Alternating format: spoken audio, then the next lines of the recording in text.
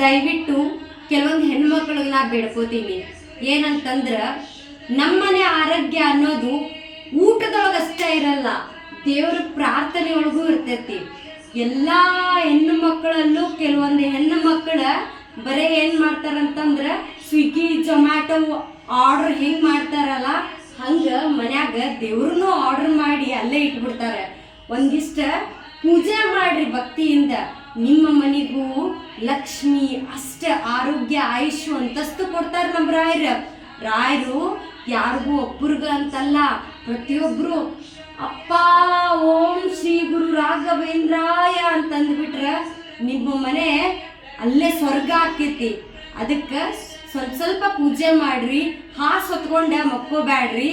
ಅದೃಷ್ಟ ಲಕ್ಷ್ಮಿ ಬರೋ ಕಡೆ ಅವ್ರ ಅಕ್ಕ ಅನಿಷ್ಟ ಲಕ್ಷ್ಮಿ ಬರ್ತಾಳ. ನಿಮಗೇನು ಬುದ್ಧಿ ಹೇಳೋದು ಬೇಡ, ಸ್ವಿಗ್ಗಿ ಜೊಮ್ಯಾಟೊ ಅವಶ್ಯಕತೆ ಇದ್ದಾಗ ಮಾಡ್ರಿ. ಹಂಗ ದೇವ್ರನ್ನ ದಿನ ಕರೀರಿ. ಬಾ ನನ್ನ ತಂದೆ ಕಷ್ಟ ಕೊಟ್ಟಿ ಬಗೆಹರಿಸಬಾ ಅಂತನ್ನಕ್ ಹೋಗ್ಬೇಡ್ರಿ, ಕಷ್ಟ ಕೊಟ್ಟಿ ನನ್ನ ಜೊತೆ ಆ ಕಷ್ಟನ ನಿಭಾಯಿಸೋ ಶಕ್ತಿನೂ ನೀ ಕೊಡ್ ನನ್ನ ದೇವ್ರ ಅಂತ ಹೇಳಿ ಇವತ್ತಿನ ಪ್ರಾರ್ಥನೆ ಮುಗಿಸೋಣ.